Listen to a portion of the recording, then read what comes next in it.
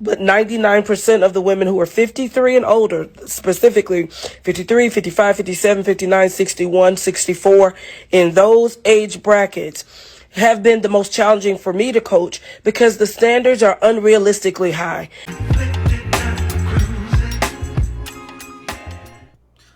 A lot of these older women that's in their 40s, their 50s, and 60s are now finding themselves in a space where they boxed in. They've conducted their younger years in a certain way, and now they're paying the cost. And to be honest with you, man, a lot of these women out here, if you just listen at them talk, they will make you think that they don't care nothing about finding a man. They okay with living out the rest of their lives alone. And that is far from the truth. That's far from the truth. Guys, no woman wants to live alone. Every woman has this fantasy of falling in love and living happily ever after. They want to be in this magical space. And a lot of them are confused on how to do that. Although they can speak logic, they can get on the internet, get on all these different social media platforms and give you all the logical ideas, all the logical sense.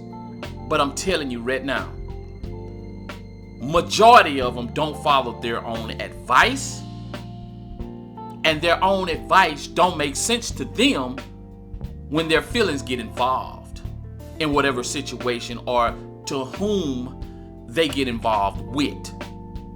It's just how it is, guys, and they're set in their ways.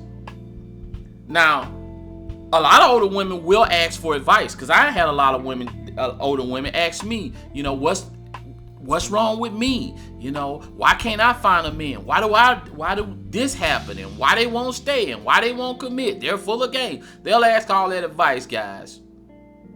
But majority of the time, when you give them advice, they'll resort back to how they've always lived their lives, how they've always made decisions, how they've always picked the men who they've been involved with. And your advice go in one ear and out the other.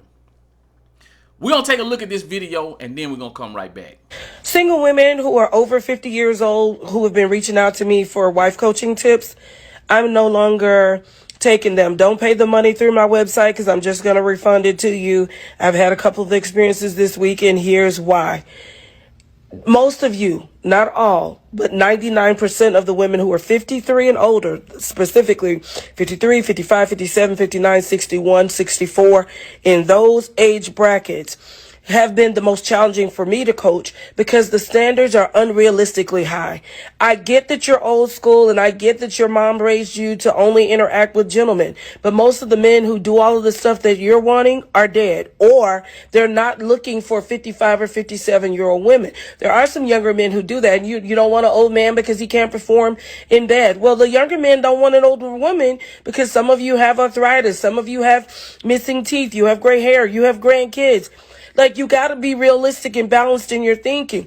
So listen, the other thing is these social media dating sites, or whatever you call these things, I've seen modernized female whores in those sites, meeting strange men, having sex with them. You don't know them. And I'm talking about women of God. You've got to make some shifts and some changes in how you think and how you process if you want to be married. Now, if you just want to be somebody's jump off, and you just want to be somebody's cougar, or somebody's fun girl. Man, let me tell y'all what the biggest problem with these older women. And I'll equate this to being an athlete in the NBA. Guys, have you ever noticed certain guys that come into the NBA? They can jump higher than most. They can fly up and down the court faster than most. They're quicker than most. And they use their athleticism to the best of their ability, and it elevates them to success. But they never really work on an all-around game. Their jump shot is mediocre. They can't hit a pull-up, mid-range jump shot to save their life. And they're shooting just about right there at 70 to 69% from the free throw line. Now, as time goes on, and yes, they do enjoy some success, but as time goes on and that athleticism starts to reign, they never could hit the jump shot. They can't get up as high as they used to. They can't fly up and down the court as quicker than they used to. And they can't stay in front of nobody on defense. And they can't fall back on their mid-range. It's a iffy at best at the free throw line. And they can't hit a wide open three-pointer. Before you know it, they're out of the rotation. They traded or either let go by the team. And before you know it, they're from team to team and they're out of the league. Well, that's just how a lot of these older women are. They relied on their beauty and it elevated them. It made them maybe get a guy that they thought they loved or they thought that would be a good fit for them. Well, we know most of the time when women pick men, mostly they pick wrong. But they had a bunch of options. They were successful. But as time went on, they never developed any other skills.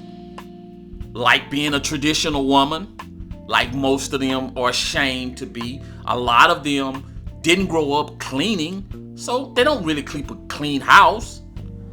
A lot of them didn't grow up cooking, so they think cooking is this daunting task, which is really not, because my mom worked a full-time job, cooked me breakfast, dinner, and lunch. Well, breakfast and dinner. I ate lunch at school. And when my father got home, his dinner was ready, and she packed him a lunch at nighttime. And it wasn't that hard. And to this day, she'll still tell you that it wasn't that hard. Why? Because she grew up a traditional woman and she had a job. Well, see, a lot of these women, they don't have that tradition in them. So they just rely on their beauty. That's all they rely on. And so once their beauty starts to wane, that's it. That's it.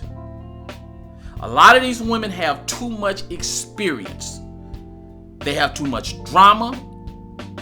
And we'll say some of them may got past the drama, but they definitely have too much trauma.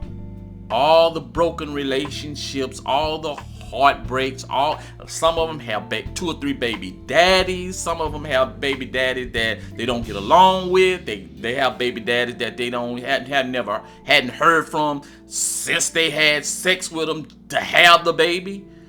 And you know, there's a lot of drama that a lot of these older women carry with them, and it's also a lot of karma, shit they've done to other people that's come back to haunt them.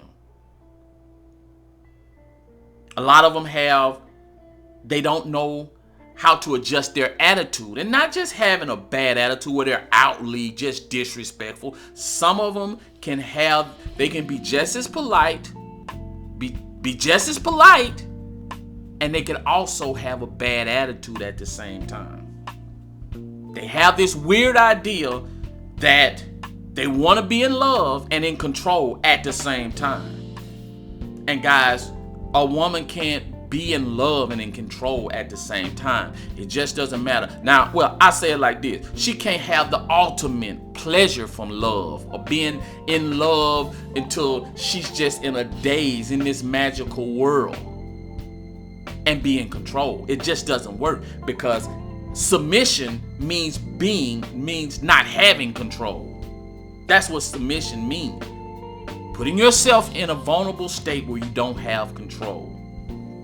A lot of them have accumulated things, and over time they've become independent. Now, some women, I'll tell you, they're widows, and I'm not talking about them, even though they are in the dating market, but I'm not specifically talking about them as much.